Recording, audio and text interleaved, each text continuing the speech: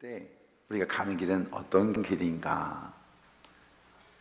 많은 분들이 실제로는 그 길에 대해서 이렇게 생각하는 분이 많습니다. 이 땅에서의 참된, 이 땅에서의 성공, 이 땅에서의 기쁨, 이 땅에서의 축복, 그 승리의 길이 될 것이라고 기대합니다. 그런데 그럼 만약에 우리의 삶 속에서 하나님께 순종하며 나아간 그 길이, 말씀 앞에 순종하며 나아간 그 길이 위험한 길이 되었습니다. 그 길 앞에 실패가 앞에 기다리고 있습니다. 우리가 얘기하는 무서운 위기 상황이라고 하는 그 자리에 나아가게 됐다고 한다면, 여러분, 이 상황을, 이 형편을 어떻게 받아들이시겠습니까? 내가 결정하는 것이라는 것이 아니라 바로 그 하나님의 인도하심이라고 하는 분명한 확신을 가지고, 말씀을 가지고, 그 인도하심의 증거를 가지고 따라간 그 길인데, 그런데 바로 이 위기라는 것을 저희가 체험하게 될 때에, 사랑하는 성도 여러분, 위기라고 하는 것은 위험이라는 단어와 기회라고 하는 단어가 함께 붙어있는 그런 뜻입니다. 그럼 위기라고 하는 것은 바로 이 위기 상황에서 더 큰 위험에 빠지는 사람이 있을 수 있고, 또 이 위기라고 하는 것은 이것이 또 다른 시작이 되어지는 기회가 될 수 있다라고 하는 의미라고 하는 겁니다. 똑같은 햇볕이지만 어떤 이에게는 그 진흙처럼 더 굳어지는 하나님과의 관계로 들어가는 초콜릿은 그 햇빛 속에 녹아버리고 맙니다. 똑같은 햇빛이지만 산나무는 더욱 싱싱해지고, 똑같은 햇빛이지만 죽은 나무는 더 바싹 마르는 바로 위기. 자, 오늘 이스라엘 백성들은 하나님의 능력과 도우심으로 출애굽을 합니다. 불가능한 일이었습니다. 저들이 힘과 능력으로는 할 수 없는 일이었습니다. 하나님의 기적이 있었습니다. 증거들이 있었습니다. 그 부인할 수 없는 증거들을 따라서 그래서 당당하게 출애굽을 합니다. 구름 기둥이 있었고 불 기둥이 그들을 앞장서 인도하고 있습니다.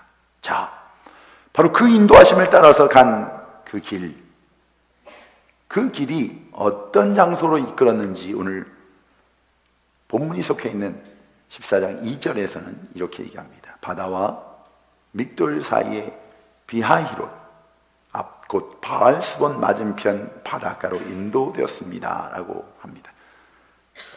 네, 제가 이걸 쓸까요? 에코가 너무 많이 나는데. 네.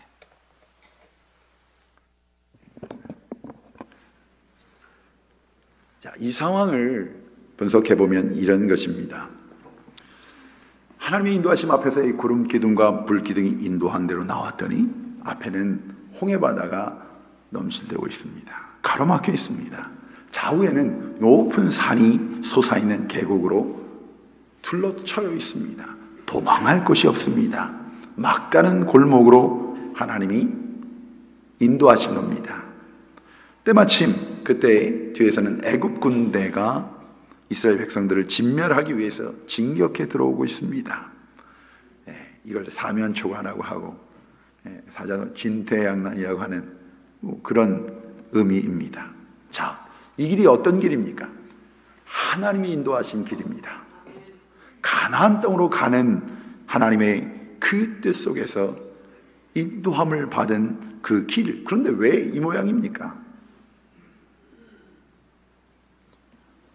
도대체 왜 이 모양인 겁니까? 어떻게 하라는 겁니까? 자, 이스라엘에 보내고 마음속에 자존심이 몹시 상한 바로가 그 소식을 듣습니다. 그 길로 향하고 있다고 합니다. 병거를 보냅니다. 애굽의 모든 병거를 출동시킵니다. 그리고 장수와 지휘관들에게 명령합니다. 저들을 다시 붙잡아 다시 데리고 돌아와라. 아니면 저들을 다 멸하라. 끌고 올 수 없다면 다 죽여버려라. 바로 그런 상황입니다. 이것이 바로 하나님의 말씀에 순종하여 출애굽한 이스라엘 백성이 만난 위기 상황입니다. 사랑하는 성도 여러분, 오늘 이 말씀 속에 주의 음성 듣기를 주의 이름으로 축원합니다. 이 길은 모세가 선택한 길이 아니고 백성이 원했던 길도 아닙니다. 이 길은 하나님이 인도하신 길, 이스라엘로 하여금 해안길, 잘 닦여진 길, 준비된 길, 가나안 땅으로 가는 지름길로 인도하신 것이 아니라 하나님께서 그렇게 인도하신 길이란 말입니다. 아마 애굽 사람들은 어떻게 생각했을까요? 가는 길들이 보여집니다. 속속들이 그 가는 길이 어떤 길인지 보여지고 있습니다. 알게 됩니다. 저들이 비웃지 않았겠습니까? 뻔히 가면 막히는 길입니다. 해결책이 없는 길입니다. 문제로 불구덩이 속으로 들어가는 그들의 모습을 보면서 비웃고 있지 않겠습니까? 여러분, 예수 믿고 이런 사면초와 진퇴양난이라고 하는 상황을 만나본 적이 있으십니까? 난 말씀대로 순종하려고 애를 썼는데 주님 뜻대로 살아보려고 몸부림을 치고 있는데 사업의 코너에 몰립니다. 가정에 위기가 옵니다. 인간 관계가 깨져버립니다. 시험이 홍해 앞바다처럼 내 앞에 넘실대며 찾아옵니다. 처음 예수를 믿을 때 그 은혜 가운데 믿지 않는 가족들 앞에서 당당하게 선포했습니다. 직장 동료들 앞에서도, 친구들 앞에서도 당당하게 난 하나님의 자녀라고, 난 예수를 믿는다고, 하나님 뜻대로 살기로 결단했다고 술잔을 권유할 때 술잔을 거부합니다. 그렇게 좋아하던 담뱃갑을 쓰레기통에 집어 던졌습니다. 아마 이런 분 몇 명만 모이면 교회가 달라지는 그 놀라운 결단과 헌신을 가지고 나아갑니다. 그런데 이 우겨싸임을 당하는 상황 앞에 나아가게 되었다는 겁니다. 사랑하는 성도 여러분, 기억하십시다. 누구에게나 위기는 찾아옵니다. 그래서 주님 말씀하십니다. 너희가 세상에서는 환난을 당하지만 담대하라. 내가 세상을 이기었노라. 제자들에게 말씀하셨습니다. 멀쩡하던 사람이 하룻밤 사이에 병원으로 실려갑니다. 한참 열심히 일해야 할 사람이 쓰러짐을 당합니다. 잘 다니던 직장 생활이, 꿈을 꾸며 시작한 그 사업이, 믿었던 자녀들이 문자로 돌변하기도 합니다. 그래서 인생을 고해라고 표현을 하는가 봅니다. 여러분, 천신만고, 인생을 살다면 1000가지, 10,000가지 맺고 쓴 일들이 생긴다는 말입니다. 하나님을 열심히 섬기는 성도라고 해서 이외는 아닙니다. 하나님이 지시한 약속의 땅으로 가던 아브라함도 큰 기근을 만납니다. 하나님 앞에 구별함으로 생명 걸고 나간 다니엘에게도 사자굴에 던져지는 죽음의 위기를 만납니다. 사랑하는 성도 여러분, 기억하십시오. 우리의 삶의 인생의 위기가 찾아오는 때가 있습니다. 마귀는 애굽을 떠났다고 가만두지 않습니다. 바로는 구경만 하고 있지 않았습니다. 애굽의 공격, 마귀의 공격으로부터 우리의 삶이 자유함을 받는 것이 아닙니다. 그 시험의 파도는, 환난의 파도는, 역경의 파도는, 고난의 파도는 우리의 삶 속에 늘 언제나 파도칠 수 있습니다. 그런데 이 위기를 만나면서 어떤 분은 낙심합니다. 그 하나님의 예배의 자리에 나아가지는 않습니다. 교제의 자리에 나아갈 엄두를 내지 못하고 그 두려움에 붙잡혀 있습니다. 하나님에게서 더 멀어지며 원망하며 미워하며 정죄하며 살아가는 많은 사람들이 또한 있습니다. 사랑하는 성도 여러분, 하나님의 말씀을 따라 사는 우리들에게 우리의 이 여정이, 이 믿음의 여정이, 주님과 동행하는 이 삶의 여정이 처음부터 모두 우리의 생각으로, 우리의 감정으로 이해되시고 받아들여질 수 있으리라 기대하지 마십시오. 우리의 살아가는 방법이 세상으로부터 모두 이해받을 수 있다고 생각하지 마십시오. 우리의 가족들이 예수 믿는 나의 모습을 이해할 거라고 기대하지 마십시오. 여러분, 우리의 삶이, 이 땅의 삶이 물질에서, 시간에서, 건강에서 만사 형통할 거라고 생각하지 마십시오. 위기를 만날 수 있습니다. 여러분, 세상 사람들은 자기 경험과 세상적 방법과 원리를 따라 살아갑니다. 여러분, 우리가 말씀 따라 산다고 얘기를 할 때 정말 그들이 이해할 수 있겠습니까? 문제가 생겼는데 모든 인간관계를 동원합니다. 자금력을 동원합니다. 권모수술 써서라도 이 문제를 해결해 보려고 합니다. 그런데 여러분들은 엎드려 기도한다고 합니다. 그들이 받아줄 수 있겠습니까? 돈을 한 푼이라도 모으고 투자하려고 합니다. 그런데 여러분들은 먼저 하나님 앞에 물질을 구별하여 하나님께 먼저 드린다고 합니다. 저들이 납득할 수 있겠습니까? 한 번이라도 착한 일해야 인정받고 구원받는다고 하는 그들의 기준 앞에 예수 믿어야 구원받는다고 하면 바로 2000년 전에 우리를 위해 돌아가신 그 주님의 십자가, 그 십자가를 바라보며 그분이 부활하심을 믿고 그분의 보좌 앞에 나아가야 된다고 한다면 그들이 받아들일 수 있겠습니까? 그런데 그런 믿음의 결정과 믿음의 의지를 가지고 살아가는데, 그런데 삶이 꼬이고 있습니다. 그러니까 세상과 식구들이 우리를 비웃습니다. 네가 믿는 하나님이 어디 있느냐? 여러분, 사방으로 우겨쌈을 당한 것 같습니다. 우리의 인생살이가 참 깜깜하게 답답하게 느껴질 때가 있습니다. 그것을 위기라고 합니다. 위기. 믿는 자에게도 위기가 찾아옵니다. 근데 고린도후서 4장 8절은 낙심하지 말라고 합니다. 자, 여러분, 이스라엘 백성들이 위기 상황에 빠지자 곧바로 바로가 군대를 바로 보냅니다. 여튼간 이 틈만 보이면 곧 바로 시험하는 게 바로 왕입니다. 마귀의 유혹이 그렇습니다. 시험이 그렇습니다.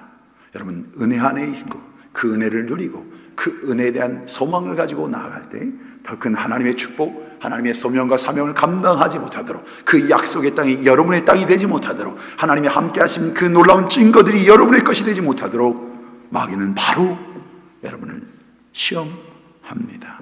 근데 하나님은 왜 이런 상황을 허락하고 계시는 걸까? 여러분, 이스라엘 백성의 삶은, 역사는 그 자체가 메시지입니다. 이스라엘을 통해서 택하신 선민들을 통해서 하나님이 믿는 하나님의 자녀들에게 말씀하고 계시는 겁니다. 하나도 여러분 가볍게 여기서는 안 됩니다. 여러분, 오늘 이 이유가 있습니다. 믿지 않는 자들에게는 오늘 14장 1절부터 여러분 묵상하시면 이것이 얼마나 하나님의 준비하신 계획하심인지가 그 한순간 한순간 그냥 우연히 일어난 것이 아니라 하나님의 철저한 준비하심, 철저한 계획하심, 하나님의 준비하심 속에 이 위기가 찾아왔다는 것을 말씀은 우리에게 증거하고 있습니다. 믿지 않는 자들에게 메시지입니다. 너희들이 구별받은 나의 백성을 건드려 내가 축복하는 자, 이 사랑하는 자들을, 그래요, 우리들에게 약속하신 약속이 있습니다. 어린 양의 보혈의 피로 구원받은 백성들에게 주신 축복이 있습니다. 내 백성을 축복하는 자를 내가 축복할 것이고 내 백성을 저주한 자들을 내가 저주할 것이야. 바로 이 하나님의 택하신, 이 구별하신 축복 속에 있는 하나님의 섭리를 믿지 않는 자들에게 선포하기를 원하십니다. 그래서 이 일을 통해서 4절은 뭐라고 하냐면, 이제야 저들이 내가 여호와 하나님인 줄 믿으리라. 누가? 믿지 않는 애굽 백성들이, 믿지 않는 자들이. 여러분, 듣고 계십니까? 내가 만나고 있는 이 위기 상황, 이 문제가, 이 고난이, 이 장애물들을 통해서 하나님은 역사하시는데, 하나님이 준비하신 그 일들 속에 믿지 않는 자들에게 하나님의 자녀는 하나님이 책임져 주시고, 하나님의 백성은 하나님께서 인도하심을 믿지 않는 자들에게 나타내고 드러내신다고 하신 겁니다. 그렇다면 이 위기상은 하나님의 백성들에게 주는 교훈은 무엇입니까? 우리가 구원받은 것 하나님의 은혜로 받았음을 믿습니다. 이스라엘 백성들이 출애굽한 것은 오직 하나님의 능력으로 출애굽하였습니다. 저들의 힘이 아니었습니다. 저들의 지혜가 아니었습니다. 하나님의 은혜요, 하나님의 능력이요, 하나님의 기적이요, 하나님의 계획하심이었습니다. 이것을 얘기하는 겁니다. 내가 예수 믿고 살아가는 신앙 여정, 그것이 광야의 삶이라 할지라도 모두 하나님의 도움과 은혜, 하나님의 능력, 하나님의 축복으로만 되어지는 삶이 바로 믿음의 삶이라고 하는 것입니다. 그러기에 하나님의 사람은, 하나님의 자녀는 하나님을 바라보고 하나님을 의지하고 하나님과 함께 바로 이 말씀을 우리에게 주신 겁니다. 그럴 때 너희가 어떤 위기를 만난다 할지라도, 눈에 보여지는 것, 느껴지는 것, 들려지는 우겨싸인 그 어떤 것을 만난다 할지라도 살아계신 하나님을 너희가 바라보고 그 하나님과 동행하는 너희는 구별함을 받게 될 것이야. 그런데 반응이 썩 시원치가 않았습니다. 오늘 본문에 보면 11절 12절에 보니까 이스라엘 백성들의 반응입니다. 애굽에 매장지가 없어서 우리를 이곳까지 이끌어내서 이 광야에서 죽게 하는 것이냐? 우리가 말하지 않았느냐? 우리 좀 내버려 둬라. 거기서 죽는다고 하지 않았느냐? 그냥 우리 노예로 산다고 하지 않았느냐? 우리 종으로 산다고 하지 않았느냐? 사랑하는 성도 여러분, 그 10가지 재앙을 통해 하나님의 놀라운 그 살아계신 기적의 역사를 체험한 하나님의 자녀들, 출애굽한 자녀들이 하는 이야기입니다. 그 놀라운 구속의 은혜를 여러분 체험하면서 날 이곳까지 인도하신 그 하나님의 기적과 은혜, 그 증거들이 내 삶 가운데, 그 발걸음 가운데 날마다 체험했으면서 오늘 우리의 고백이 바로 이 이스라엘 백성의 고백이 아닌가? 여러분, 작은 시험 앞에서 걸핏하면 원망합니다. 불평합니다. 낙심합니다. 어디서 많이 본 듯한 모습 아닙니까? 누구의 모습입니까? 요나의 모습입니다. 나의 모습 아닙니까? 좀 양반처럼 얘기한 거. 요놈의 내 꼬라지지 뭐. 나의 모습 아닙니까?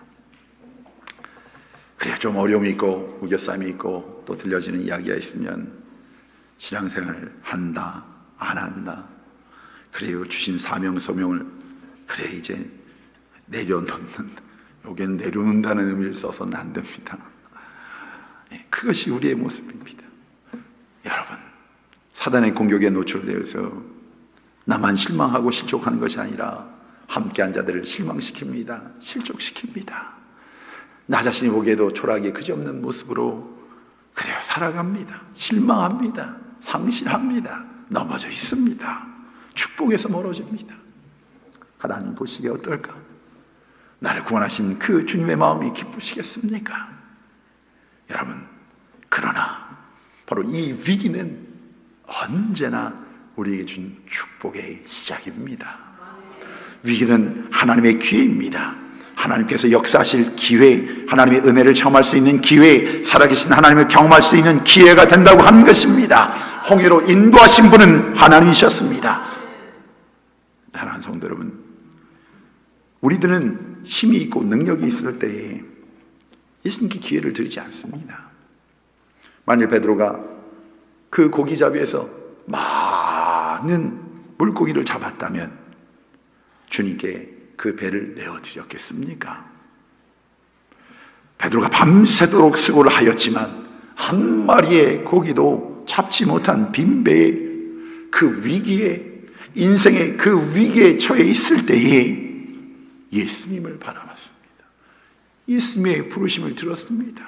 예수님이 그 배에 올라 복음을 증거하십니다. 그리고 말씀에 의지할 때에 그 기적이 나타납니다. 사랑하는 성도 여러분, 성경에는 바로 이 은혜를 우리에게 선포하고 있습니다. 이 메시지를, 이 위기가 무엇인지를 우리에게 말씀하고 있습니다. 배고픔의 위기가 광야에 일어났습니다. 죽음의 위기가 예수님과 가장 가까이 친하게 지냈던 나사로의 가정에 일어났습니다. 기쁨을 잃어버린 위기가 가나의 혼인잔치에 일어났습니다. 많은 사람들은 이러한 위기를 실패로 받아들입니다. 그리고 절망합니다. 포기합니다. 그러나 이 위기의 자리에 주님을 바라보는 자들은 이 위기가 기적으로 바뀌어집니다. 물고기 2마리와 떡 5마리에 덧 5덩어리에 놀라운 오병이어의 기적의 역사는 바로 그 부족한 위기 속에서 일어나게 됩니다. 죽은 나사로가 살아나는 기적으로 변하게 됩니다. 물이 변하여 포도주가 되는 역사가 나타나는 것이 바로 위기입니다. 여러분, 바로 여기에 하나님의 섭리가 있고 아직 내가 알지 못하고 깨닫지 못한 하나님의 축복의 준비하심이 있다고 하는 겁니다. 바로 이 섭리를, 이 약속하심을 믿고 사는 사람, 이제 저들이 살아야 될 그 광야는 주님만 보고 사는 겁니다. 이 출애굽을 통해 이 홍해를 건너는 순간 성경은 이 홍해를 세례라고 선포하고 있습니다. 거듭남의 역사가 여러분의 마음속에, 여러분의 생각 속에, 여러분의 삶의 습관 속에 이 거듭남의 은혜를 체험하면서 여러분이 가장 누릴 큰 축복은 주님과 함께입니다. 그 주님의 인도하심을 바라보면서 말입니다. 그러기에 이 홍해 위기 만난 자들에게 말씀하고 있습니다. 이해가 되지 않지? 그래, 사면이 우겨싸임을 당하고 있지. 그러나 그 불평을 멈추어라. 너의 생각을, 판단을 멈추어라. 그리고 나를 바라봐라. 성경은 선포합니다. 우리가 알거니와 하나님을 사랑하는 자, 곧 그 뜻대로 부르심을 입은 자들에게는 모든 것이 합력하여 선을 이루느니라. 내가 이해할 수 없다고 하여도, 내가 받아들일 수 없다 하여도, 내게는 아무런 길이 보이지 않는다 하여도 모든 것이 합력하여 선을 이루느니라. 오늘 본문 4절에서 이 사건으로 하나님이 영광을 얻으실 것이라고, 애굽 사람들이 하나님을 알게 될 것이라고, 내가 위기를 만난 이곳에서 나를 통하여 하나님이 영광을 받으시는 놀라운 역사가, 증거가 우리를 통해 있게 될 것이라고. 너희는 넘어진 것 같지만, 쓰러진 것 같지만, 아무런 소망이 없는 것 같지만 반드시 하나님의 자녀는 승리하게 될 것이라고 선포하고 있는 겁니다. 이것이 우리가 당하는 위기 상황에 대한 하나님의 메시지입니다. 그렇게 위기 상황 때문에 두려워하지 말라고 말씀하십니다. 그 하나님의 뜻을 믿고 주님을 바라보라고. 그래서 성도는 넘어져도 어떻게 해요? 일어나는데 그냥 일어나는 것이 아니라 오뚜기처럼 일어납니다. 밀면 밀수록 빨딱 일어납니다. 더 누르면 누를수록 더 빨리 일어납니다. 누가 그 안에 계시기 때문에. 예수 그리스도께서 우리 삶의 중심이 되시고 주인이 되신 분, 실패한 듯 하지만 반드시 승리하리라. 그러기에 여러분, 이 위기 속에 주님을 만난 사람들, 그 삶의 여정 속에, 광야 속에, 그 위기 속에 주님을 만나고 주님과 교제하고 그 주님의 뜻이 내 마음에 각인된 사람들, 그들은 위기를 만날 때마다 고백합니다. 하나님의 뜻이 있다고, 하나님의 섭리가 준비되어 있다고, 하나님이 영광 받으시기 위해 나를 이 위기의 상황 속에 놓였다. 그러기에 나는 하나님의 자녀는 하나님을 바라본다고 하는 믿음의 고백들이 선포되어집니다. 그러기에 모세는 저들을 향해 선포합니다. 두려워하지 마라. 우리 앞에, 우리 인생 앞에 늘 언제나 이 위기는 갈림길을 만들어 놓습니다. 세상을 두려워할 것이냐, 하나님을 두려워할 것이냐, 세상을 바라볼 것이냐, 하나님을 바라볼 것이냐, 이 두 가지의 갈래길 속에 늘 언제나 믿음은 결단을 요구하고 계십니다. 그런데 여러분, 믿음의 눈을 뜨고 보면 이 일들 속에 역사하신 하나님의 섬세한 손길을 체험하게 됩니다. 이 말씀 14장 15절에 보면, 또 19절로 넘어가면 홍해가 갈라지면서 하나님의 사자 그리고 구름 기둥이 쫓아온 애굽 군대와 이 이스라엘 백성 사이에 놓여집니다. 무슨 얘기인지 아시겠습니까? 그 인도하심 속에 이들이 안전하게 홍해를 건널까지 구름 기둥이 저들을 막고 있다고 하는 겁니다.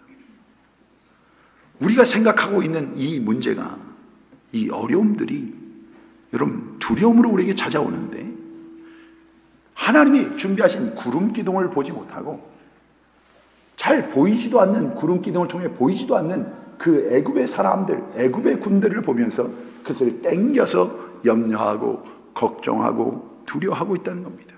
먼저 하나님의 임재하심과 인도하심이, 이 홍해를 가르치는 하나님의 증거가 보여지는데도 불구하고 그 하나님이 내 안에 계셔서 오늘 지금 나와 함께 계셔서 나에게 말씀하시고 나를 위로하여 주시고 나를 붙잡아 주시는 그 동행하심의 증거가 내 안에 그리스도의 흔적이 증거들이 나에게 온통 그분으로 가득 채워 있음에도 불구하고 그분을 보기보다는 그 염려의 대상을 끌고 와서 두려워하고 있다는 겁니다.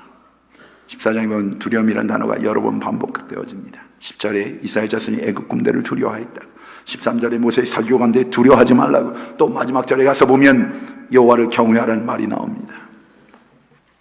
여러분, 문제는 이 위기 상황을 두려워할 것이냐, 하나님은 우리와 함께 계신 전능하신 하나님을, 창조주 하나님을 경외 두려워할 것이냐, 믿음은 그 갈림길이라고 하는 겁니다. 여러분, 하나님을 바라보는 사람은 문제를 두려워하지 않습니다. 디모데후서 1장 7절은 말씀에 두려워하는 마음, 이 땅에 우리가 인생을 살면서 세상을 바라보며 물질을 바라보며 환경을 바라보며 두려워하는 마음은 하나님이 주신 마음이 아니라고 이야기하고 있습니다. 이사야 41장 10절은 두려워하지 말라, 내가 너와 함께함이니라. 놀라지 말라, 나는 내 하나님이 됨이니라. 모세는 바로 이 출애굽기 오늘 본문의 말씀 속에 선포합니다. 너희는 두려워 말고 가만히 서서 여호와께서 오늘날 너희를 위하여 행하시는 구원을 보아라. 여러분, 출애굽했습니다. 구원받았습니다. 은혜 받았습니다. 그럼에도 불구하고 시험당할 수 있습니다. 그래요, 그 사실을 기억하십시오. 그러나 이 시험은, 이 싸움은 이미 하나님이 준비하신 싸움입니다. 이겨놓고 싸우는 싸움입니다. 하나님이 이미 예비하신 싸움입니다. 여러분, 모세가 이처럼 담대하게 외칠 수 있었던 외침은 다른 것이 아닙니다. 모세는 그 애굽의 경고를 보고 있지 않습니다. 백성들의 분노와 혈기 있는 그 눈을 보는 것이 아니라 하나님의 임재의 구름을 보았습니다. 하나님의 약속의 말씀을 들었습니다. 여러분, 이 갈림길 속에 먹인 우리를 향하여 영혼의 눈을 닫게 합니다. 귀를 막게 합니다. 그 입술을 멈추게 합니다. 넘실대는 홍해가 보여지십니까? 뒤에서 추격하는 그 병거의 병거 소리가 들려오고 계십니까? 좌우로 도망갈 수 없는 높은 산이 보여지십니까? 믿는 자는 바로 이때에 그 우겨싸임을 당할 때 하나님을 바라보는 겁니다. 모세는 오직 하나님만을 바라보았습니다. 언제나 문제는 믿음의 사람들에게 무엇을 보느냐의 문제입니다. 인생 살아가다 보면 어려움을 만나는데, 문제가 당연히 있는데, 그런데 하나님 보지 못하면 우리도 역시 육체의 이 시험에 넘어질 수밖에 없다고 하는 겁니다. 제가 재미난 얘기 하나 할까요? 우리 한국에서 월드컵이 있을 때 정말 여러분, 나는 이 한국이 16강 올라갈 거라고 굳게 믿었던 분, 실력 때문에 8강 당연히 올라갈 것이다 생각한 분, 4강 그건 당연히 올라가야지 했던 분 계십니까? 그거 보면서 대한민국 이거 하면서 저도 잘했다 이런 생각 많이 했어요. 근데 이기는데 막 가슴 조이면서, 져가는데 헤딩하면서, 연장전 하면서 페널티킥. 근데 참 신기한 건 있잖아요. 그때 그렇게 좁아 하면서 봤던 그 경기를 요즘 뭐 하면서 TV에서 한번 나오는데 조바심이 안 나? 응? 지금 막 지고 있는데 뭐 얘기 나오는데 이러면 어떡하지? 야, 한국 치면 어떡하지? 그런 생각이 안 나고 치카치카하면서 아이고 다 이겨놓은 게임인데 뭐 저거 뭐가 다른 겁니까? 승리를 알고 있지 않습니까? 우리의 인생에 두려움이 사라지는 이유는 이미 승리하신 주님을 바라보면 그 주님의 승리하심이 나의 것이 되어지면, 그러면 이 환경에, 이 어려움에 두려워하지 않게 됩니다. 오늘 이 위기 앞에서의 문제는 믿음의 문제였던 겁니다. 믿음. 여러분, 그 사업의 문제, 그러나 그 사업의 문제를 인하여 여러분이 불행해진다면, 그 물질 때문에 여러분들이 낙심 속에 있다면 그것은 믿음의 문제라고 하는 겁니다. 믿음의 사람은 문제가 생겨서 망하는 게 아닙니다.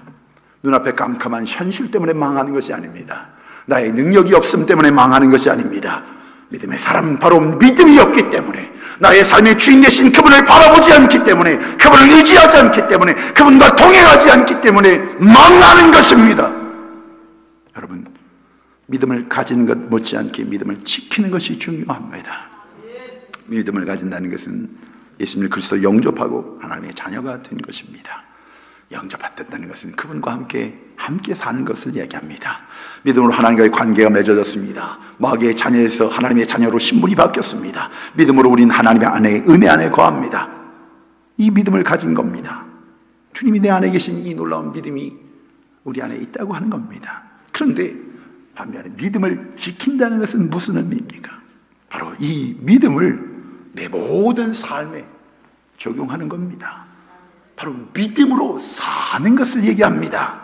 11장은 바로 이 믿음을 지킨 선진들에 대해서 우리에게 말씀하고 있습니다. 그 믿음의 선배들이 살아갔던 삶, 저들의 삶 속에 그 놀라운 그 기적의 역사들이, 아니 그 은혜의 역사들이 마땅하고 당연한 일들로 나타난 이유는 한 가지로 이야기하고 있습니다. 믿음으로 오직 믿음으로 말미암는 일이라고 이야기하고 있습니다. 그래서 히브리서 10장 35절 39절은 이렇게 말합니다. 그러므로 너희 담대함을 버리지 마라. 이것이 큰 상을 얻느니라. 너에게 인내가 필요하면, 기다림이 필요하면 너희가 하나님의 뜻을 행한 후에 약속을 받기 위함이라. 또한 뒤로 물러가면 내 마음이 저를 기뻐하지 아니할 것이야. 우리는 뒤로 물러가 침륜에 빠질 자가 아니요 오직 영혼을 구원함에 이르는 믿음을 가진 자니라.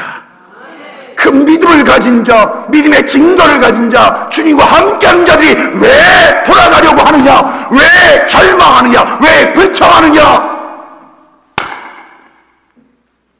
사도 바울이 데살로니가 교회에 대해 가지는 관심이 바로 이 믿음에 대한 부분이었습니다. 사도 바울이 아덴으로 돌아오면서 디모데를 이 핍박당하고 있는 데살로니가 교회에 파송합니다.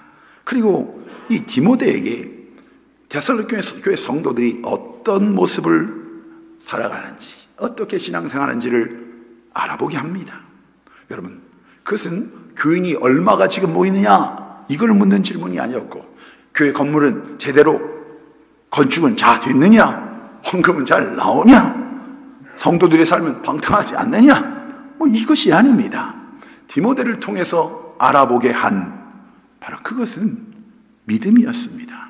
바로 그들의 영적 상태, 이 환난 속에서, 이 핍박 속에서, 이 고난 속에서 저들의 믿음을 점검하기를 원했습니다. 데살로니가전서 3장 2절에 보면 디모데를 보내놓은 이는 너희를 굳게 하고 너희 믿음에 대해서 위로함으로, 5절에 보면 나도 참다 못하여 너희 믿음을 알기 위하여 보내오노니, 6절에서 디모데가 너희에게로부터 와서 너희 믿음과 사랑의 기쁜 소식을 전하고, 7절에서 우리가 모든 궁핍과 환난 가운데 너희의 믿음으로 말미암아 너희에게 위로를 받았노라. 10절에 주의로 심히 간구하면 너희 얼굴을 보고 너희 믿음의 부족함을 온전케 하려 함이라. 데살로니가 3장 전체를 통해서 한 단어, 오직 믿음으로 일관하고 있습니다.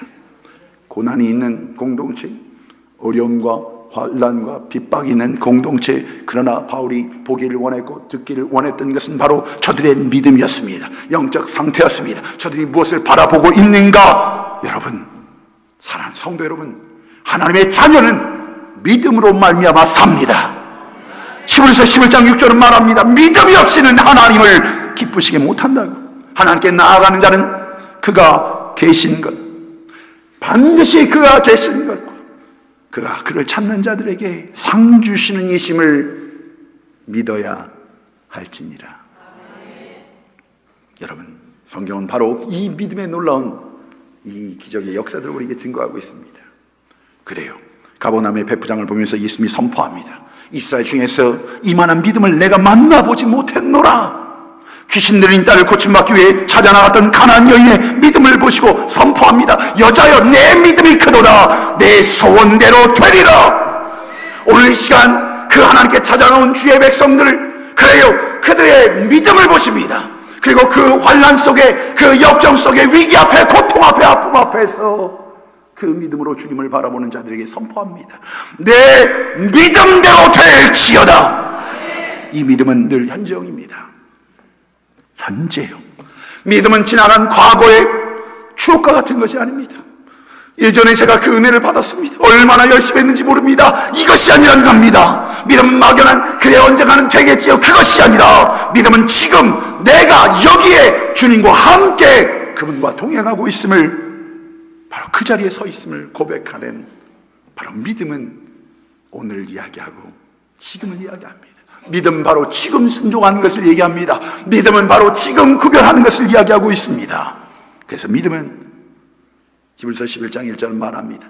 바라는 것, 눈에 보이지 않는 것, 바로 이것에 대한 기준입니다. 바로 그것을 믿음으로. 사랑하는 성도 여러분, 그러기에 이 믿음의 사람들에게는 하나님의 권능이 있기에 불가능이 없습니다. 이런 믿음의 사람들에게 있어서 바로 그 하나님은 삶의 전부가 되신 겁니다. 주 예수보다도 귀한 것은 없다고 하는 고백이 바로 이것입니다. 이 땅에서 우리가 우는 것도 힘쓰는 것도 참아도 안 됩니다. 믿으면 하는 겁니다.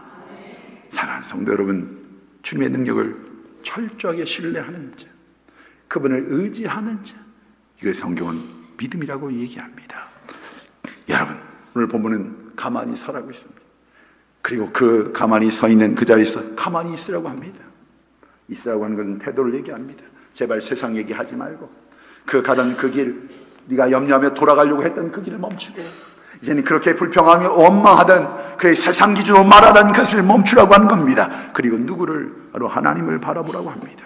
여러분, 이스라엘 전쟁은 언제나 하나님이 싸우셨습니다. 하나님이 싸우셔서 이기는 전쟁이었습니다. 영적 전쟁은 언제나 하나님의 싸움입니다. 나의 싸움이 아닙니다. 10가지 재앙은 하나님이 내리신 겁니다. 이스라엘 백성들이 한 것이 아무것도 없습니다. 불기둥, 구름기둥 하나님의 것이요, 하나님이 허락하신 것입니다.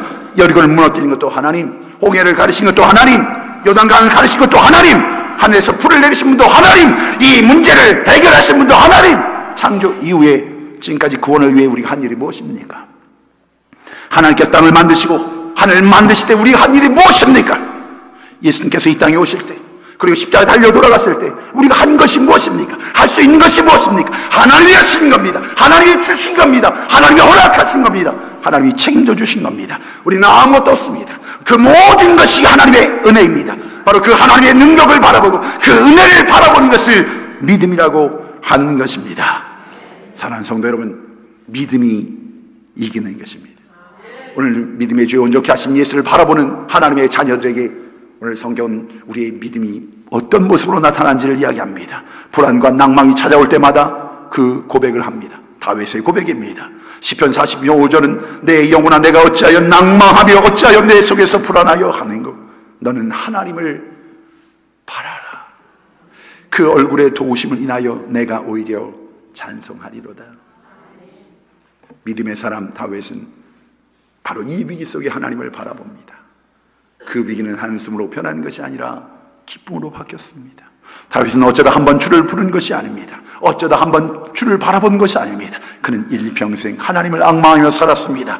오직 여호와를 앙망하는 자는 새 힘을 얻으리니 독수리의 날개치며 올라감 같을 것이, 다른 박질하여도 곤비치 아니하겠고 걸어가도 피곤치 아니하리로다. 하나님은 우리의 피난처시, 힘이시니 환난 중에 만날 큰 도움이시라. 그러므로 땅이 변하든지 산이 흔들려 바다 가운데 빠지든지 바닷물이 흉흉하고 뛰놀든지 그것이 넘침으로 산이 요동할지라도 우리는 두려워하지 아니하리로다. 그러기에 이 환난 날에 주님 주시는 이 메시지를 통해 여러분 마음에 하나님의 음성을 듣고 계십니까? 이 환난 속에, 이 위기 속에, 이 우겨싸임 속에 여러분 누구를 보고 계십니까? 누구를 부르고 계십니까? 환난 날에 나를 부르라. 내가 너를 간절히, 내가 나를 영화롭게 하리라. 너는 내게 부르지라. 내게 응답하겠고 내가 알지 못하는 그 비밀한 일들을 내가 보여줄 것이야. 성도 여러분, 인생이 힘들 때는 우십시오. 우십시오. 그러나 울지만 말고 주 앞으로 나오셔야 됩니다. 오늘 이 위기에 결론이 있습니다. 우리가 이 위기 상황을 통하여 체험하며 고백할 위기의 결론이 있습니다. 하나님이 허락하신 이 위기 속에, 하나님이 준비하신 이 위기의 상황 속에 저들은 하나님의 인도하심을 체험합니다. 보호하심을 체험합니다. 그리고 하나님의 살아계심을 체험합니다. 이 위기의 축복은 다른 것이 아니라 이 위기 뒤에 예수 잘 믿는 아버지가 될 겁니다. 이 위기 속에 만난 그 하나님을 통하여 예수 잘 믿는 가정이 될 줄 믿습니다. 이 환난과 역경 속에 하나님의 자녀들은 바로 이 위기를 통해 그 하나님을 만나고 그 하나님과 동행함을 통해 바로 예수만으로 사는 주의 백성들이 되는 것입니다. 우리 인생 여정을 마치고 뒤를 돌아보면서 그 어려움 때문에, 그 고통 때문에, 그 인생의 가시 때문에 내 믿음이 자랐다고, 내 믿음이 하나님 앞에서 성숙한 신앙인으로, 아비의 신앙인으로, 내 자신에 머물러 있던 나의 이 삶의 기준이 나에게 맡겨진 영혼들을 향한 아버지의 마음으로 그 예수의 피가 나의 피가 되고 예수의 심장의 고동소리가 나의 심장이 되어지고, 그래요 나의 발이 예수의 발 섬기는 발이 되어지고, 이 발이 바로 예수의 섬기는 그 복음 전하는 발이 되었다고 고백하여지는 위기의 결론. 오늘 이 위기는, 이 어려움은 주님 만나는 축복의 시작이 될 것이요, 주님의 역사의 시작이 될 것이요, 주님의 살아계신 증거가 될 줄 믿습니다. 같이 기도하십시다.